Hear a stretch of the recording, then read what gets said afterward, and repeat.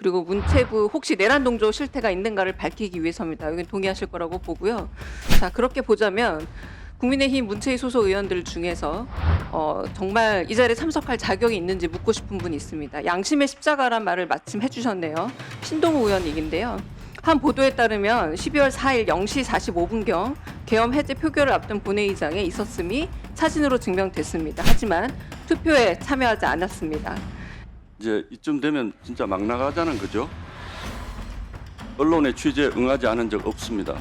무슨 근거로 그렇게 말씀하시는 거죠? 제가 질문하는 거 아닙니다. 제 눈 한번 보세요.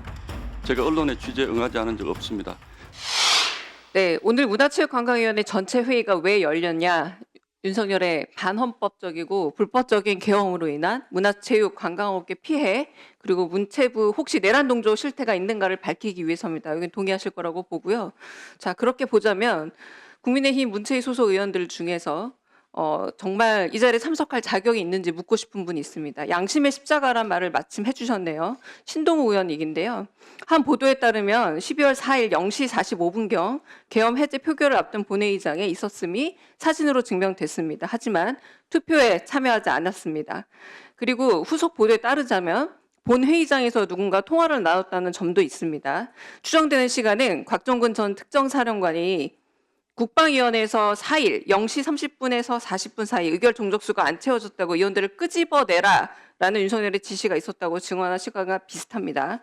추경호 원내대표도 전 원내대표도 우원식 국회의장과 두 차례 통화하며 시간을 더 달라라고 지연을 요구하기도 했습니다.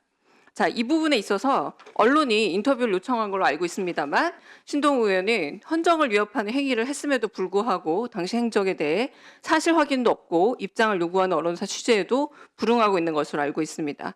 양심의 십자가라는 표현처럼 계엄 해제를 위해서 국회 담벼를 넘었던 수많은 동료 의원들이 있습니다.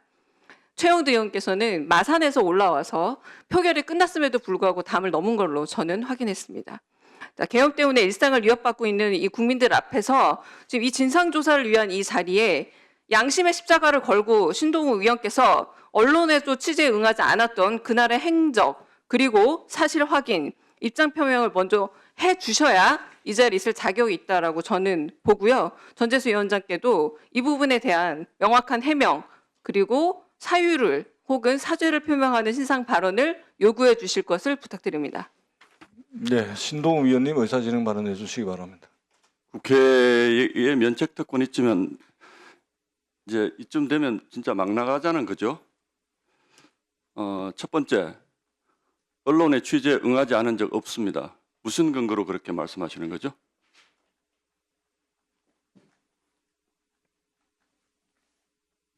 제가 질문하는 거 아닙니다. 제 눈 한번 보세요. 제가 언론의 취재에 응하지 않은 적 없습니다. 진행 요청 오는 언론마다 제가 소상하고 상세하게 설명을 드렸습니다. 그리고 무슨 얘기인지를 잘 모르겠는데 무슨 특정 사령관이 어쩌고 저쩌고 하는 그 얘기가 왜 이 상황에서 나오는지 잘 모르겠습니다. 일단 사실관계부터 제가 먼저 말씀을 드리겠습니다. 당일 밤에 저도 국회 본회의장으로 들어갔습니다. 이 계엄은 막아야 하는 계엄이라고 생각을 했습니다. 그래서 국회 본회의장으로 들어갔습니다. 그러나 저희 당 상황이 수많은 의원들이 12시를 전후해서 국회가 막혀 있었기 때문에 못 들어오는 상황이었습니다. 물론 담을 넘어와야 되냐 하는 문제는 그거는 담을 넘어야 된다고 생각했던 분도 있고 지금 담을 넘어야 되는 상황인지가 불명확했던 분도 있기 때문에 그 부분을 강요할 것은 아니라고 생각을 합니다. 그것은 역사와의 정치인으로서 역사와의 대화를 통해서 본인이 정리할 문제입니다. 다른 국회의원이 왜 너는 담을 넘지 않았냐고 따질 문제는 아니라고 생각을 합니다. 그리고 저는 들어갔습니다. 어쨌든. 그런데 굉장히 많은 우리 의원들이 국회에 들어오지 못하고 바깥에 있었습니다. 저는 오히려 정말 많은 민주당 의원들이 그 시간에 그 자리에 들어와 있는 것을 보고 깜짝 놀랐습니다.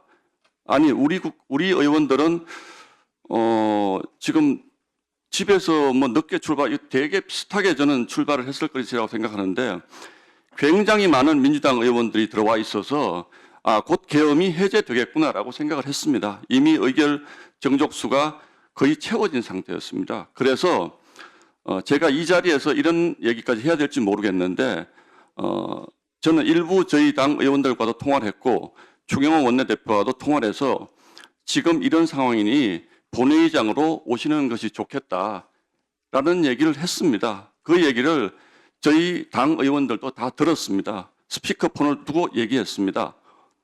그런데 도대체 강유정 의원님은 무슨 근거로 저런 말씀을 하시는 건지 제가 도대체 알 수가 없고요.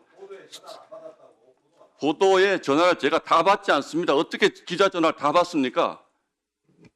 조계현 의원님은 기자 전화 다 받으세요? 그만하세요. 그리고요. 자, 제 질의 예, 잠시만요. 예, 신동욱 위원님 의사진행 발언 계속해 주시기 바랍니다. 받았습니까? 그리고요. 제가 정확한 시간은 모릅니다만 계엄군이 들어온다라고 해서 바깥에 대단한 소란이 있었습니다. 그래서 안에서는 이미 제가 보건대 상당수의 민주당 의원들이 다 들어와 있었기 때문에 곧 계엄이 해제될 거라고 저는 생각을 했습니다. 그래서 그 잘 아시잖아요. 그쪽 앞에 있는 소파하고 의자를 두고 바리케이드를 쳤습니다. 그 당시 상황에서. 그래서 저는 매우 다급한 마음에서 우리 의원들이 적어도 이 정도보다는 더 들어오지 않으면 나중에 이게 우리 당의 문제가 되겠다고 판단했습니다. 그래서 바깥 상황을 제가 살피면서 저희 당 의원에게 웃지 마십시오, 김민덕 의원님. 전화를 해서 들어오십시오라고 들어오시는 게 좋겠습니다라고 얘기를 하는데 그 상황에서 국회의장님이 땅땅땅 두드리신 거예요. 그래서 제가 저와 저희 당의 모 당직자가 그 위치에 있었던 것이고 그게 답니다. 그것을 제가 우리 당의 내부 문제가 관련이 있기 때문에 구구절절히 일찌감치 설명을 안 드린 것일 뿐이고 그런데 강유정 의원님 말씀은 너무 팩트가 많이 틀리잖아요. 적어도 아무리 여기가 국회 면책특권이 보장되는 국회 회의장이지만 적어도 상대당 의원에 대한 최소한의 예우가 있다면 저런 불확실한 말씀을 저렇게 막 하시는 것은 아니라고 생각을 합니다.